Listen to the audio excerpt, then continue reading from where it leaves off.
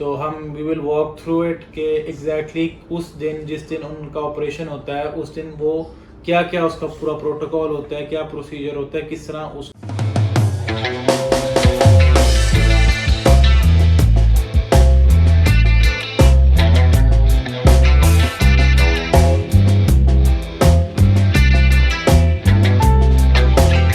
अस्सलाम वालेकुम। मेरा नाम डॉक्टर हमजा अली तैयब है, मैं गाय सर्जन हूँ। आज हम बात करेंगे कि जो लोग अपनी ऐनक उतारने वाला ऑपरेशन करते हैं, जो रिफ्रैक्टिव सर्जरी होती है, उस दिन वो क्या क्या प्रोसीजर के थ्रू गुजरते हैं, क्या क्या उन्हें महसूस होता है और आफ्टर द प्रोसीजर क्या होता है। तो हम we will walk through it के एग्जैक्टली उस दिन जिस दिन उनका ऑपरेशन होता है उस दिन वो क्या क्या उसका पूरा प्रोटोकॉल होता है, क्या प्रोसीजर होता है, किस तरह उसको लेके चलते हैं। तो सबसे पहले आपको पता होना चाहिए कि जो लोग अपनी ऐनक उतरवाते हैं उसमें कोई प्री ऑपरेटिव ऐसा नहीं होता कि कोई उन्होंने कोई खाने पीने का इस तरह का कोई परहेज हो।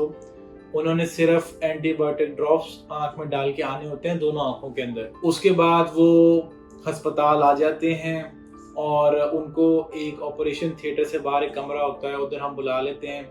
उधर उनकी आंखें जो हैं वो एक पायोडीन कतरे होते हैं जिससे जो स्टेरिलाइज करते हैं, उससे उनकी आंखें साफ कर दी जाती हैं। आंख के अंदर एक एनेस्थीसिया के ड्रॉप्स होते हैं जो आंखों को सुन्न करते हैं, वो दोनों आंखों में डाल दिए जाते हैं। ये पूरा प्रोसीजर 2 से 3 मिनट का होता है।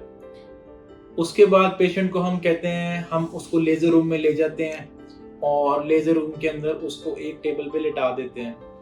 जब हम पेशेंट को टेबल पे लिटा देते हैं तो पेशेंट का प्रोसीजर तब स्टार्ट होता है।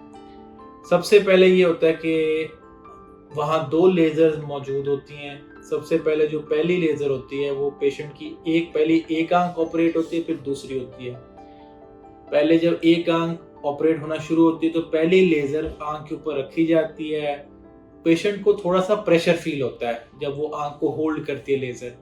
वो आंख को होल्ड कर लेती है और वो 20 to 30 सेकंड्स में एक फ्लैप बनाती है। वो फ्लैप जो है वो जैसे ही बन जाता है वो 20 to 30 सेकंड में वो लेज़र हटा दी जाती है और फ्लैप को आंख से उठा लिया जाता है। वो बहुत एक सुपरफिशियल सा फ्लैप होता है, तकरीबन कोई 100 to 110 120 माइक्रोन्स का होता है, बिल्कुल बाल से थोड़ा सा मोटा होता होगा। तो उसको हटा के आंख की जो बाकी सरफेस होती है उस पे फिर जो दूसरी लेज़र होती है वो आंख को एब्लेट करती है, उस सरफेस को फ्लैट करती है। वो जब फ्लैट कर लेती है उसमें भी कोई 15 से 20 सेकंड लगते हैं। वो करके जो फ्लैप होता है, जो उठाया होता है, उसको वापस सर्जन रख देते हैं आंख के ऊपर और आंख का प्रोसीजर ख़त्म हो जाता है।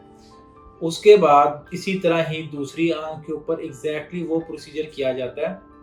पेशेंट को कभी कभी हम हाथ में कोई बॉल्स वगैरह स्ट्रेस बॉल दे देते हैं कि वो उसको स्क्वीज कर ले और वो स्ट्रेस में ना आए, लेकिन as a whole total procedure time 10 to 15 minutes होता है दोनों आंखों